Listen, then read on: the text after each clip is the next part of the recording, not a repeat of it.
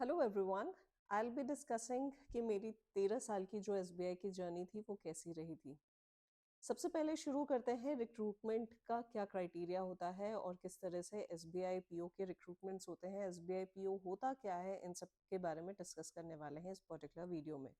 So last तक बने रहिएगा, आपको ये ज़रूर पता लगेगा कि एक एसबीआई बैंकर की क्या लाइफ होती है और उसकी लाइफ में या उसके जर्नी में वो क्या क्या चीज़ें आप सीख सकते हो। सो फर्स्ट ऑफ ऑल, जो एसबीआई प्रोबेशनरी ऑफिसर के एग्जाम्स होते हैं उसकी नोटिफिकेशन एसबीआई निकालती है टाइम टू टाइम। यूजुअली हर साल निकलते हैं, कई बार वैकेंसी नहीं होने की वजह से एसबीआई पीओ के नोटिफिकेशंस आउट नहीं होते हैं। सो आई ज्वाइंड इन 2009, नोटिफिकेशन 2008 में आया था। एसबीआई पीओ के एग्जाम्स 3 लेवल में होते हैं, prelims, mains and then GD and interview. Prelims में बेसिक क्वेश्चंस आते हैं जहां पर आपके एप्टीट्यूड कुछ टेस्ट किया जाता है, maths, GK, general knowledge, reasoning and English का टेस्ट होता है। उससे थोड़ा सा हायर लेवल का टेस्ट होता है जो मेंस का टेस्ट होता है। मेंस क्वालिफाई करने के बाद आपको बुलाया जाता है ग्रुप डिस्कशन एंड इंटरव्यू के लिए। तो मुझे ग्रुप डिस्कशन एंड इंटरव्यू के राउंड तक पहुंची थी मैं, और मेरी ग्रुप में 10-12 लोग होते हैं। सो आई वॉज इन, मैं जिस ग्रुप में थी वहाँ 10 to 12 लोग थे। 10 to 15 के बीच में जीडी में यूजुअली ग्रुप्स होते हैं। इंटरव्यू, जीडी होने के बाद आपको इंटरव्यू के लिए बुलाया जाता है। इंटरव्यू पैनल में 3-4 लोग होते हैं जो बैंक के सीनियर ऑफिसर्स होते हैं। कई बार आईएएस ऑफिसर्स को भी इनवाइट किया जाता है for interview panel of SBI probationary officers, because वो आपके ओवरऑल पर्सनालिटी को भी चेक करते हैं। कई बार साइकोलॉजिस्ट भी होते हैं जो आपके बॉडी लैंग्वेज को चेक कर रहे होते हैं।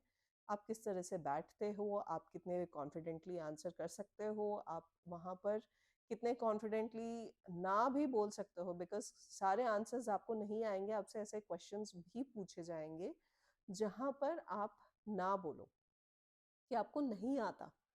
वो ना सुनना भी उनके लिए ज़रूरी इसलिए होता है क्योंकि वो जानना चाहते हैं कि आप कितने ऑनेस्ट हैं।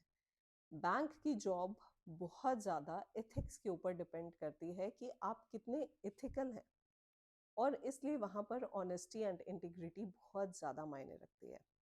तो ऑनेस्टी एंड इंटीग्रिटी की वजह से ऐसे क्वेश्चंस पूछे जाते हैं जहाँ जो आपके इंटरेस्ट का नहीं हो, या जो आंसर शायद आप ना दे पाए, लेकिन वो पूछा जाता है। इट मे बी बैंकिंग से रिलेटेड, आपकी हॉबीज से रिलेटेड। जनरली आपने जो भी कुछ बायोडेटा में, अपने बायोडेटा फॉर्म में लिखा होता है, क्वेश्चंस उसी से पूछे जाते हैं। लेकिन इंटरव्यू पैनल आपको हर तरीके से चेक करते हैं, आपके कॉन्फिडेंस लेवल को, आपके इंटीग्रिटी एंड ऑनेस्टी को, आपकी कम्युनिकेशन स्किल्स कितनी अच्छी है, आप कितने बेटर तरीके से अपने आप को प्रेजेंट कर सकते हैं in front of the panel. So this was my process, जो प्रोसेस इनिशियली होता है फॉर रिक्रूटमेंट। रिक्रूटमेंट के बाद मेरे पास लेटर आया था कि मेरा सिलेक्शन हो गया है and I was allotted Delhi circle.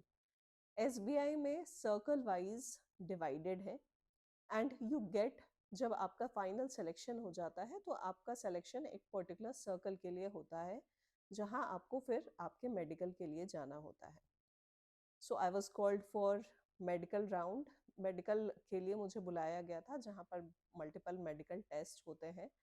वो टेस्ट के रिपोर्ट्स वापस एसबीआई को सबमिट करना होता है, एंड फिर आपको दी जाती है एक डेट जिस दिन आपकी ज्वाइनिंग होती है। ज्वाइनिंग जनरली जो होती है, most of the probationary officers की जो ज्वाइनिंग होती है वो किसी ना किसी लर्निंग सेंटर में होती है। So my learning centre was Dehradun. मेरी ज्वाइनिंग देहरादून से हुई थी। एसबीआई में प्रोबेशनरी ऑफिसर्स जो ज्वाइन करते हैं उनको 1.5 से 2 साल का प्रोबेशन पीरियड होता है। ये कई बार चेंज भी होता है, हमारे टाइम पे इट वाज फॉर 2 इयर्स। तो 2 साल में आपको मल्टीपल चीज़ों की ट्रेनिंग दी जाती है, retail banking, SME, international banking, agriculture, IT in banks, and also leadership qualities. Because अभी तक आप देखोगे जितने भी प्रोबेशनरी ऑफिसर्स एसबीआई के रहे हैं, जो भी टॉप मैनेजमेंट में है, डीएमडी, एमडी, चेयरमैन, वो सब लोगों ने ज्वाइन किया था एज अ प्रोबेशनरी ऑफिसर। कुछ लोगों को मौका मिलता है दूसरे ऑर्गेनाइजेशन, दूसरे फाइनेंशियल इंस्टीट्यूशन को हेड करने का। तो इसलिए ग्रूमिंग इस तरह से की जाती है जहां पर आप उस टॉप मैनेजमेंट तक पहुंच सको। ऑल्दो प्रोबेशनरी ऑफिसर एग्जाम देने के लिए आपको सिर्फ और सिर्फ ग्रेजुएशन की डिग्री चाहिए और कुछ भी नहीं चाहिए होता है। एक कंप्यूटर का सर्टिफिकेट भी मांगते हैं वो, but that is very basic level. उतना बेसिक हमने स्कूल में यूजुअली पढ़ा होता है। एंड मेन जो डिग्री होती है वो होती है ग्रेजुएशन लेवल की। So after selection, I was I joined as probationary officer in SBLC Dehradun. Dehradun में मेरी अराउंड 6 वीक्स की ट्रेनिंग थी। उसके बाद फिर मुझे दिल्ली आना था। दिल्ली में मुझे 3 ब्रांचेस अलॉट हुई थी। 3 ब्रांचेस में मेरी अलग अलग ट्रेनिंग थी। One was for retail banking, one was for personal banking. Personal banking में थोड़े से हाई नेटवर्थ इंडिविजुअल्स के अकाउंट होते हैं, HNI कस्टमर्स होते हैं। And then I was posted for SME also, for international banking also। different department and different branches में आपके ट्रांसफर्स किए जाते हैं ऑन द जॉब ट्रेनिंग के लिए। So for first 1 year I was in Delhi. For second year I was in Dehradun. Dehradun में मेरी agriculture की ट्रेनिंग हुई थी। It was not in Dehradun. Dehradun से 5 आवर्स के डिस्टेंस पर एक जगह है जिसका नाम है श्रीनगर गढ़वाल। मैं श्रीनगर गढ़वाल में पोस्टेड थी फॉर माय एग्रीकल्चर ट्रेनिंग। और इस बीच में इंस्टीट्यूशनल ट्रेनिंग्स भी होती रहती हैं। आपको ट्रेनिंग सेंटर्स भेजा जाता है फॉर ऑल दोज ट्रेनिंग्स। तो ये लगभग मेरे प्रोबेशन डेज थे। देन कंफर्मेशन एग्जाम होती है आफ्टर 2 years। कंफर्मेशन एग्जाम में आपके रिजल्ट के ऊपर डिपेंड करेगा आप कंफर्म होंगे एज अ असिस्टेंट मैनेजर या डिप्टी मैनेजर।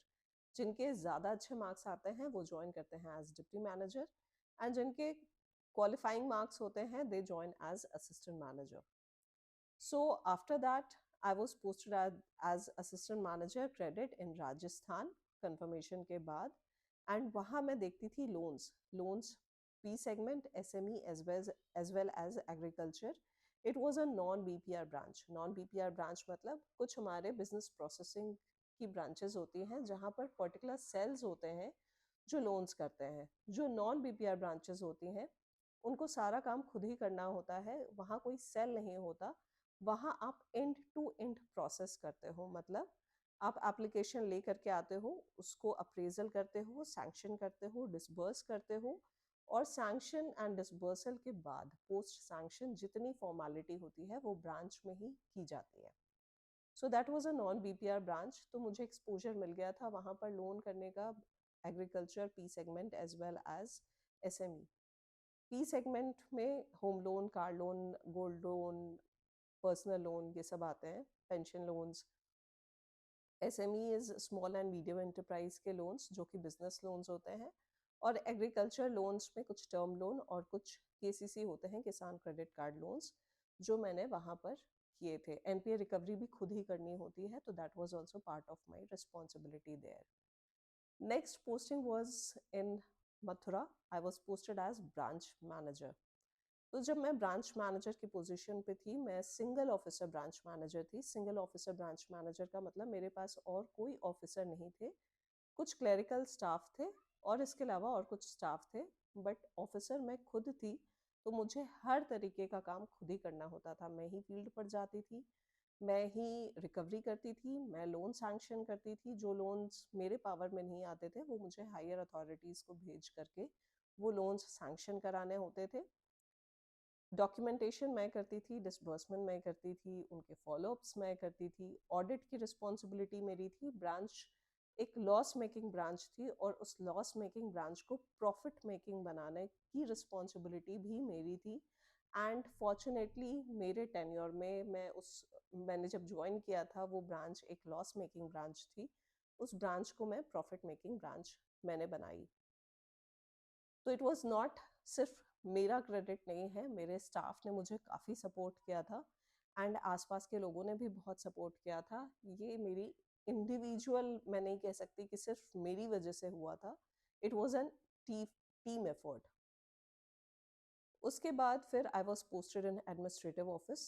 एडमिनिस्ट्रेटिव ऑफिस में मैं अलग अलग रीजन्स में पोस्टेड थी, और same within same region भी मैंने अलग अलग काम किया था। जैसे मैं प्लानिंग एंड बजटिंग की सीट देखती थी, मैं क्रेडिट के रोल में भी थी, जहाँ पर मुझे ब्रांचेस को मेंटोर करना होता था, एंड वो जो काम कर रहे हैं उनके जो कंट्रोल रिटर्न्स होते थे, जो स्टेटमेंट्स उनकी मंथली स्टेटमेंट्स होती थी वो चेक करनी होती थी। तो बहुत सारे मल्टीपल काम्स थे, मल्टीपल रोल वर्क थे जो मुझे वहाँ पर देखना होता था इन एडमिनिस्ट्रेटिव ऑफिस।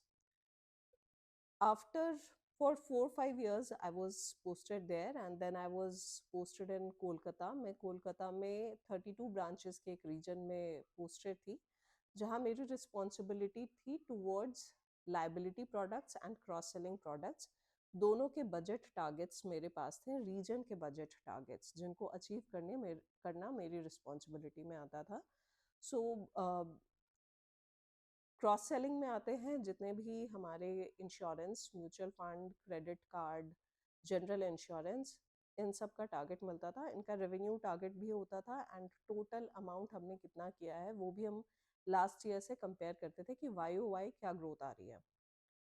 डिपॉजिट्स में, लाइबिलिटी प्रोडक्ट्स का मतलब होता है deposit, savings and current account deposit. So उसकी क्या क्या बजट है, कितना अचीव करना है, किस ब्रांच का कितना अचीव हुआ है, क्यों नहीं अचीव हो पा रहा। हम ब्रांचेस के साथ हम लोग मिल करके बहुत सारे कैंपेन्स करते थे, जाते थे कस्टमर से, हाई प्रोफाइल कस्टमर से मिलने, और वहाँ से डिपॉजिट के लिए रिक्वेस्ट करते थे। कंटिन्यूस फॉलो अप करना होता था उसके लिए, एंड वेरियस कैंपेन्स वगैरह अरेंज करते थे ताकि लोगों को SBI के बारे में और भी ज़्यादा जानकारी हो सके। So this was my whole journey of 13 years, and during all these 13 years SBI ने मुझे बहुत कुछ प्रोफेशनली सिखाया, and not just professionally because I was posted in different places and I had to manage everything on my own before marriage also. So it helped me a lot to grow personally. So my personal development मेरी जो है बहुत कुछ हुई through SBI also.